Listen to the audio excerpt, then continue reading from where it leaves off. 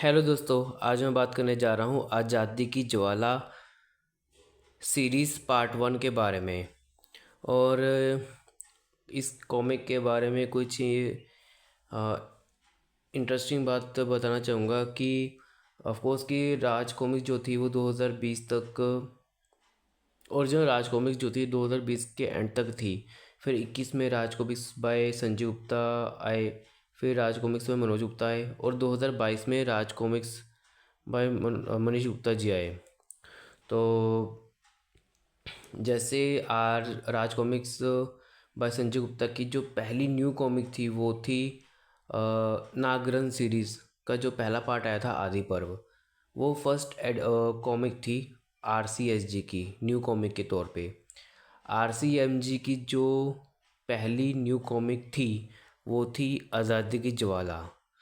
अब इस कॉमिक को आए हुए आई थिंक 5 साल तो हो ही चुके हैं और इसका सिर्फ एक ही पार्ट आया अभी तक। और जो ये कॉमिक है ये दूसरे किसी रैंडम यूनिवर्स में टेक प्लेस करती है। और ये कॉमिक जो है वो ध्रुव के पैरेलल वर्जन के ऊपर बेस्ड है जिसका नाम है स्वतंत्रता सेनानी ध्रुव। तो जो पहले मैं आपको इस कॉमिक के स्टोरी और कंसेप्ट के बारे में बताता हूँ, फिर मैं कुछ और बातें हैं जो आपसे डिस्कस करना चाहूँगा। तो ये जैसे मैं बोला कि अल्टरनेट टाइमलाइन में टेक प्लेस करती है और ये पुराने समय में 1930 40 या 50 के दौरान टेक प्लेस करती है। मतलब एक तो ध्रुव का अल्टरनेट करेक्ट वर्जन और स्टोरी टेक प्लेस करती है 1930 40 या 50 के दशक में। तो वही है कि ब्रिटिशर्स ने धरती हिंदुस्तान में कब्ज़ा किया हुआ है, गुलाम पकड़े हुए हैं, अत्याचार हो रहा है। तो ये एक कैरेक्टर है जो मतलब वही फ्रीडम के लिए लड़ना। तो बस कॉन्सेप्ट वही है। और आर्टवर्क जो है वो एक तरह से मतलब मेरे लिए ये एवरेज है, हल्का सा अबव एवरेज में कंसिडर करूँगा। क्योंकि मेरे हिसाब से जो आर्टवर्क है, कलरिंग है, इफ़ेक्ट्स हैं, वो पुराने ज़माने को रेप्लिकेट करने के लिए वैसा ही स्टाइल यूज़ किया गया होगा ताकि ऐसा लगे कि हाँ वाकई ही हम उस दौर को जी रहे हैं, देख रहे हैं जो भी है। तो हालांकि पर्सनली तो मैंने स्टोरी को थोड़ा बहुत इन्जॉय किया, आर्टो को भी मैंने इन्जॉय किया। तो बस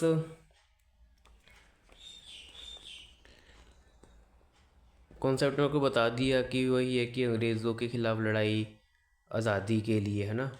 तो बाकी कलरिंग आर्टो को आप खुद देख सकते हो। पर्सनली ठीक है, मतलब मैं ये नहीं कहूँगा कि बहुत ब्रिलियंट आर्ट वर्क कलरिंग है, लेकिन हाँ इतना ऐसा भी नहीं है कि हाँ इसको सीधा नकारा जाए। और एक चीज़ मेरे को अच्छी लगी कि जैसे कॉमिक स्टार्ट हुई तो एकदम से इस फ्रेम के बाद एक जो होता है ना कि एक इंट्रोडक्शन, जैसे इस वीर सितारे को इतिहास गर्व से पुकारेगा स्वतंत्रता सेनानी ध्रुव। और दूसरी तरफ एक वीर सितारा जिसकी रग रग में बसी थी आज़ादी की ज्वाला। ये एक मेरे को बड़ी कूल इंट्रोडक्शन लगी क्योंकि इससे जस्ट पहले जैसे वो एक चिंगारी थी, एक वीर सितारा, फिर बाद में ये 2 पेज। तो ये चीज़ एक अच्छी लगी। हालांकि मतलब क्या है कि स्टोरी बिल्कुल सिंपल है, आर्ट वर्क, कलरिंग, इफ़ेक्ट्स मैंने तो बहुत इन्जॉय किया।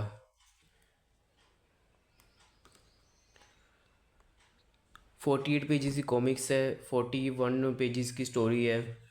ऑफ कोर्स सीरीज़ में अभी कहानी ख़त्म नहीं हुई है, तो आपको बहुत सारे कारनामे देखने को मिलेंगे इस पार्ट में। और ये इस सीरीज़ का मेन विलन है। आई होप अब तक की कहानी के हिसाब से तो यही इस सीरीज़ का मेन विलन होना चाहिए, जिसका नाम है लिटमस।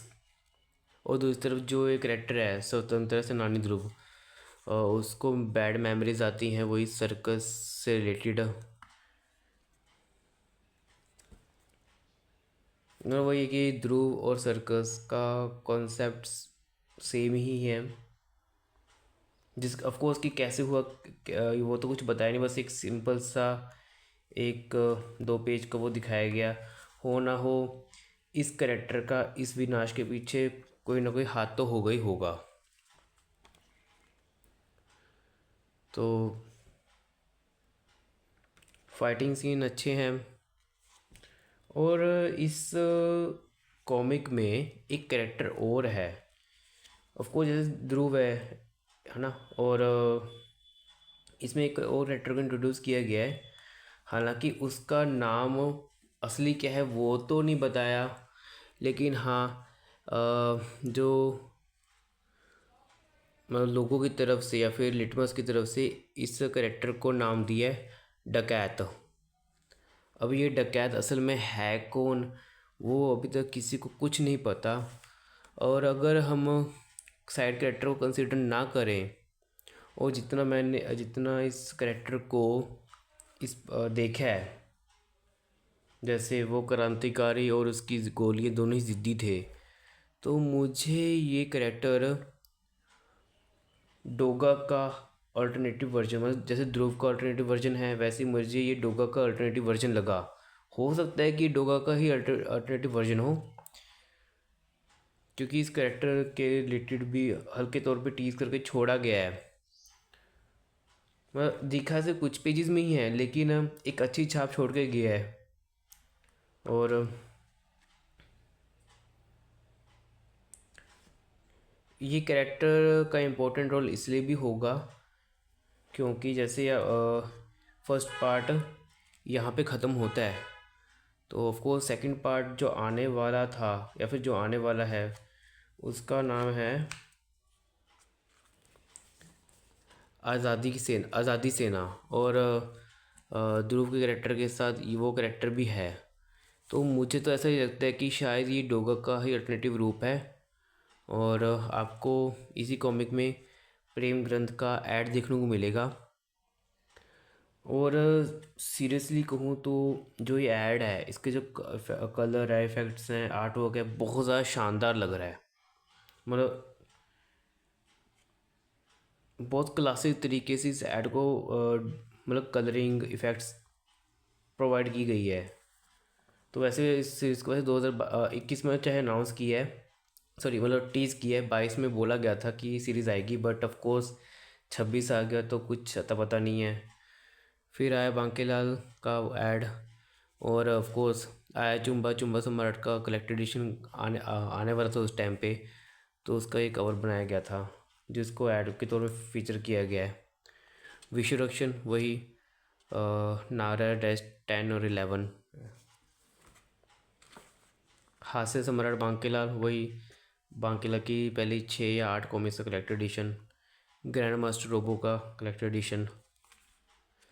तो मैं ये कह रहा था कि एक तो इस कॉमिक को लेके मतलब इस कॉमिक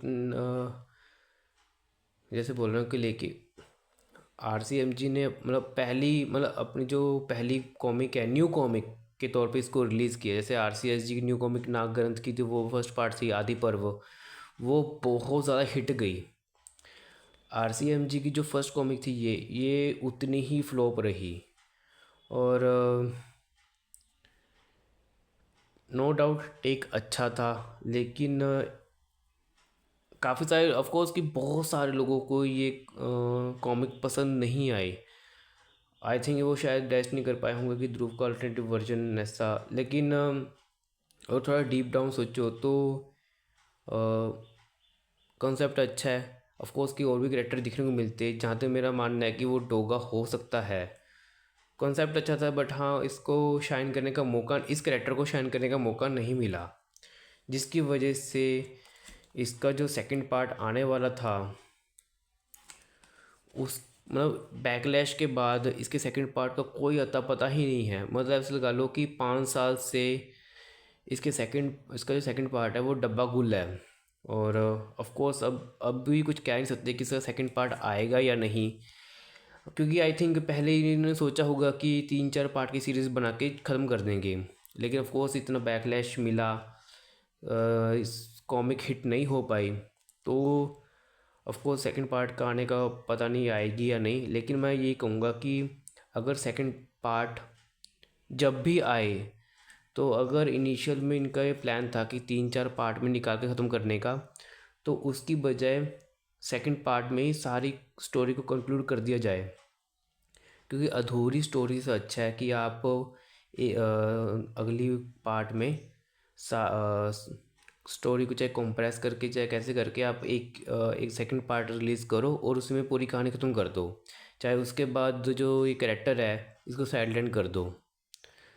तो मेरे हिसाब से कॉन्सेप्ट अच्छा था, एक रेट्रो ईरा में टेक प्लेस स्टोरी चलती, और भी कैरेक्टर को देखने को मिलते, जैसे ध्रुव देखने को मिला, मोस्ट प्रोबेबली ये डोगा है, तो ऑफ कोर्स कि धीरे धीरे करके और कैरेक्टर्स, नागराज, तिरंगा, आई थिंक ये सब कैरेक्टर भी देखने को मिलते। बट अनफॉर्चुनेटली कॉमिक कुछ मतलब बड़े स्केल पे, मतलब काफ़ी ह्यूज ऑडियंस को वो टारगेट नहीं कर पाई, जिसकी वजह से इस कॉमिक को शाइन होने का मौका नहीं मिला। तो उम्मीद मैं यही करूँगा, ऑफ कोर्स अब इस यूनिवर्स के आगे कंटिन्यू होने का कोई चांस नहीं है, बट मैं ये चाहूँगा कि कम से कम जो ये सीरीज़ है ये कंप्लीट हो जाए। अगेन वही है कि अगर मल्टीपल पार्ट्स बनाने का प्लान था तो वो उसको ख़त्म करके सेकंड पार्ट जल्दी रिलीज़ करना चाहिए, और सेकंड पार्ट में ही सारी स्टोरी को कंक्लूड कर देना चाहिए, ताकि एक क्लोजर मिल जाए।